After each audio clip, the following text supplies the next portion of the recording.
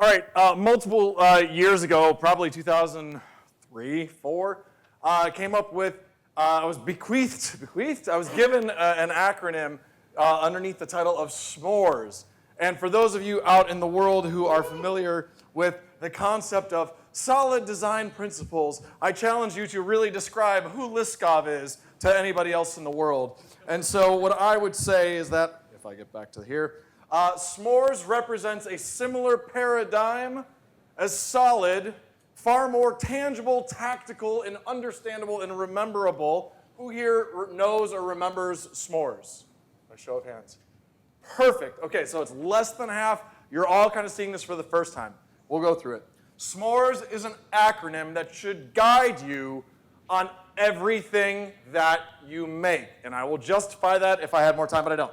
All right, so first off, it stands for scalable, modular, reusable, extensible, and simple. And the order matters quite a bit. Let's just all say this together just to make me smile. Everybody, 1, 2, 3. Scalable, modular, reusable, extensible, simple. Fantastic. Thank you very much. I appreciate that. And on credit where credit's due, Tim Jones was the one who gave me the original acronym SMRS, but I extended the acronym with extensibility. So what does scalable mean? And we'll get to why simple didn't start first. Scalable is the concept of going n plus 1, right? I've got one channel, I want to do 20 channels, or I want to do 50 more channels, right? And so that's that idea of like, we should be evaluating, I'm about to make a thing, can I make it scalable? What does it take to make this thing scalable? There's a lot of tips and tricks, and there's a whole presentation that I show you a lot of examples. But the things that you need to keep in mind are like, well, how many wires is it going to be? This one really came home. There you go. So I was creating a UI, and it had 5 booleans, and somebody said, what about if there's 20 more? And I'm like, well, I guess I'll just make all the wires go across the page, right? And it's like, well, there's probably a better way to do that. It's not that it doesn't work. Also the idea of like, well, what happens when you need to add a new one? What do you need to do? And also even scalability on a front panel. Do you really want to force your end users to have to scroll left and right and down to find things? Go to the presentation. I'll show it at the end of this. You can see all the examples and different ways to do this. And the interesting thing about each one of these parts of the acronym, there's beginner level things that make something scalable, right? You can just put, oh, what? I'm getting, no, keep going. Okay, sure. Oh, good point. There you go, thanks.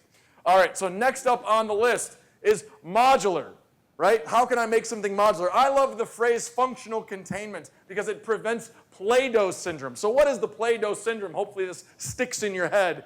This is what the people at the Play-Doh Corporation would have you believe children would make with their product. Of course, when you need to pull these things back apart, you can just go, oh, let me pull that red off of this and the blue off of this. But I could finally get a picture because I have a kid that has Play-Doh in it. This is one of my daughters, and so you can see that is what she made with the Play-Doh. She's exceedingly happy about the Play-Doh, but good luck getting the green back apart from the blue. We do that to our code when we mush together functional parts like, hey, let me arrange my visibility of and position of a thing on the front panel the same place that I'm doing like file I/O, right? You just kind of graphically mush things together, but it's better to have things functionally contained and separated. Holy crap, I'm running out of time. Next up, reusability, right? So now that you've made something or you've figured out how to make something scalable, or at least you've thought about it, and then you've thought about how to make it functionally contained and modular, you think, how can I make this reusable? 3 minutes. And now the idea is that it's not always about you giving code to someone else. Sometimes it's the concepts that you're doing. It's the way that's kind of your own design patterns. Those concepts, and if you're not going to share the code, at least you can think about how would I have made this reusable. Some of the things, and one of the really biggest point here is think beyond your immediate reuse. That's one of the best things you can do. I'm going to make something. It's now scalable. It's functionally contained. Now how do I make it reusable? Don't make the defaults work for you, right? I see this all the time. Don't make the defaults work for you. Think beyond your immediate use case or somebody else.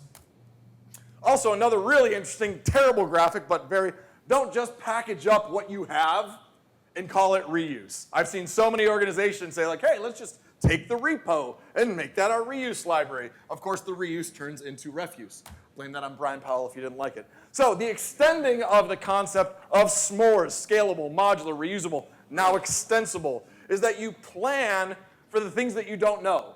The smartphone is probably the most extensible thing on the planet, right? You don't know what it's going to do, right? Steve Jobs didn't plan on all the things, like somebody can add an app to a cell phone to blow out a candle. They probably didn't think about that at Apple headquarters when they made the iPhone. What is extensibility, though? The ability to extend a system with a lowered, not zero effort, lowered level of effort required to implement the extension. It's something different, not scalability. You're adding new functionality to that. So what do we do about that? So if we're working on like code, there's some really simple things that you can even do for extensibility, right? Add your code here and you put a single frame flat sequence structure, right? You have lowered the level of effort for somebody in the future to change the functionality. And of course, you can go OO and VI server and everything else. But there's a problem with that. I gotcha. No. Is that the acronym has two S's, but the symbol has to reside on the end. So say I. Because if you go to simple first, you stop. But what you do when evaluating what is SMORES compliance, you say, what could I do? What could I do? And each one of those things adds complexity to it. Don't say it.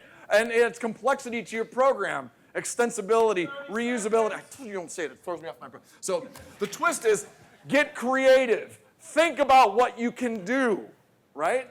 Think about it and then determine what should I do because of who's going to own it on the flip side of it. Is it you? Or is it somebody just getting started in LabVIEW? Right? Don't curse them because of what you've done.